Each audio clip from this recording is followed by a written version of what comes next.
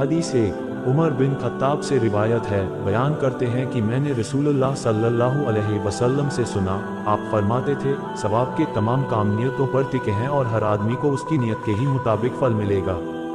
फिर जिस आदमी ने दुनिया कमाने या किसी औरत से शादी रचाने के लिए वतन छोड़ा तो उसकी हिजरत उसी काम के लिए है जिसके लिए उसने हिजरत की होगी।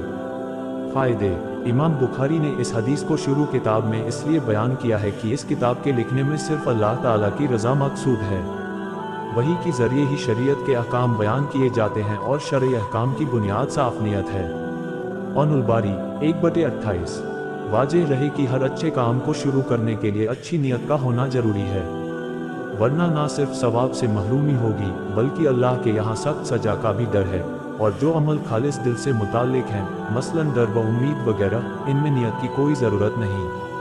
नबी सल्लल्लाहु अलैहि वसल्लम की तरफ नुज़ूल वही का सबब आपका इखलास नियत ही है। हदीस 2 आयशा रज़ी अल्लाह अन्हु से रिवायत है कि हारिस बिन हिशाम रज़ी अल्लाह अन्हु ने रसूलुल्लाह सल्लल्लाहु अलैहि वसल्लम से पूछा, ए अल्लाह के रसूल सल्लल्लाहु अलैहि वसल्लम, आप पर वही कैसे आती है? तो रसूलुल्लाह सल्लल्लाहु अलैहि वसल्लम ने फरमाया, कभी तो वही आने की हालत घंटी की टन टन की तरह होती है और यह हालत मुझ पर बहुत भारी गुजरती है। फिर जब फरिश्ते का पैगाम मुझे याद हो जाता है तो ये बंद हो जाती है, और कभी फरिश्ता इंसानी शक्ल में मेरे पास आकर मुझसे बात करता है और जो कुछ वो कहता है मैं उसे महफूज याद कर लेता हूँ। आयशा रज़ी अल्लाह अन्हु का ये बयान है कि मैंने सख्त सर्दी के दिनों में रसूलुल्लाह सल्लल्लाहु अलैहि वसल्लम को देखा है कि जब वही आती है उसके बंद होने पर आपकी पेशानी से पसीना फूट पड़ता था। फ़ायदे। आपके पास वही किस हालत में आती है? इस सवाल में 3 चीज़ें आती हैं।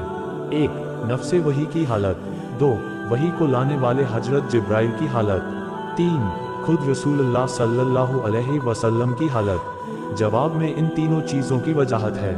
हदीस में वही की 2 सूरतों का बयान किया गया है जो आम तौर पर आपको पेश आती थी। इसके अलावा कभी ख्वाब की शक्ल में, कभी हजरत जिब्राइल के अपनी असली सूरत में आने से और कभी अल्लाह ताला के खुद बात करने से भी वही का सबूत मिलता है। फ़तहुल बारी 1/38। अगर आप इसके आगे की सभी हदीसें सुनना चाहते हैं तो हमारे चैनल को अभी सब्सक्राइब करें और कमेंट करके हमें बताएं।